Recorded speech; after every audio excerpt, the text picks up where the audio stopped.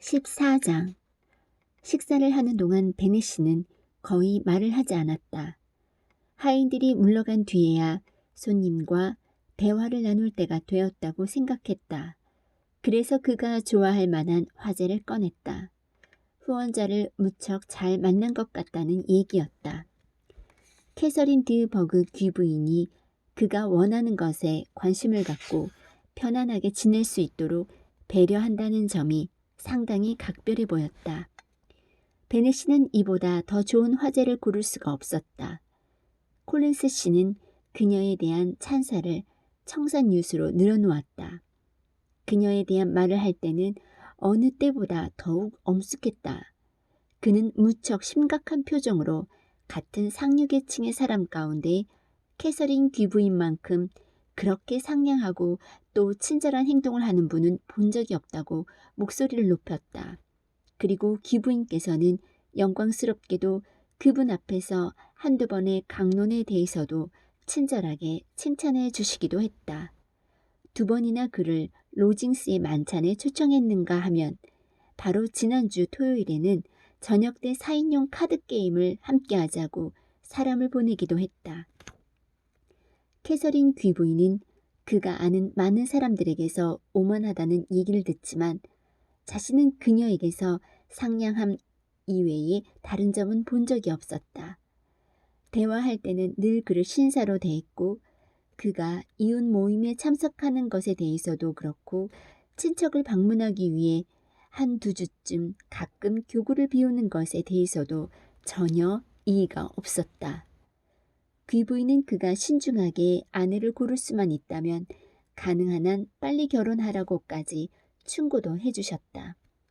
한 번은 보잘것없는 목사관을 방문하여 그가 시작한 개조 작업에도 전적으로 동의하시며 2층의 벽장에 선반을 몇 개 만들라는 지적을 몸소 해주시기까지 했다. 모든 면에서 매우 지당하고 정중하시네요. 베넷 부인이 말했다. 그리고 아주 상냥한 분이시겠지요.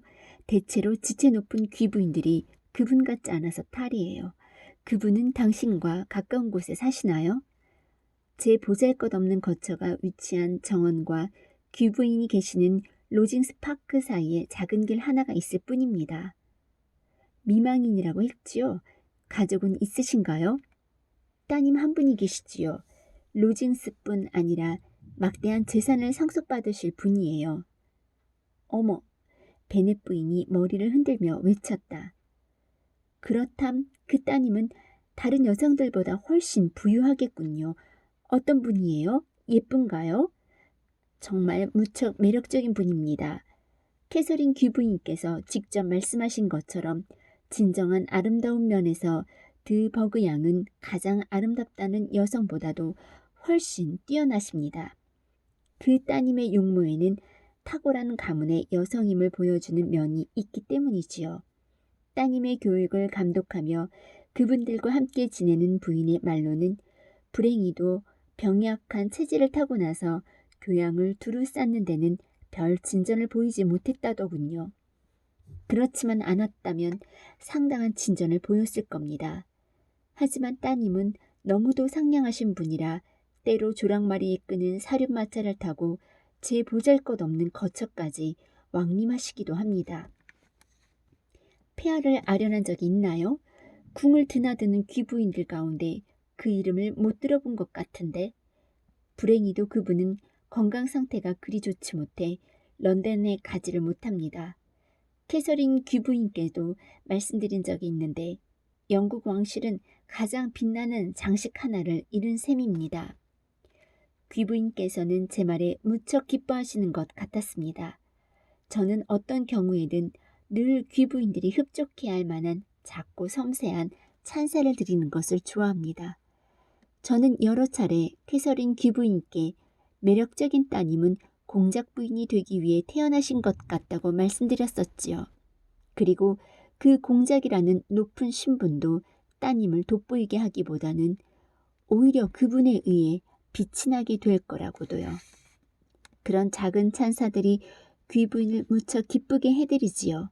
그리고 저는 그분께 해드리는 이런 배려야말로 특히 제가 해야 할 일이라고 생각합니다. 당신은 판단을 아주 잘하는군요. 베네시가 말했다. 섬세하게 사람 기분을 잘 맞추는 재주를 지닌 것도 무척 기쁜 일이고요. 그런데 그런 호감 주는 배려가 순간적인 충동에서 나오는 건지 아니면 미리 연구한 결과인지 물어봐도 되겠습니까? 주로 그때그때 상황에서 떠올립니다. 때로는 일상적인 상황에 적용할 수 있는 그런 작고 우아한 찬사들을 미리 생각해 두곤 합니다만 가능하면 미리 연구한 게 아닌 것처럼 보이게 합니다.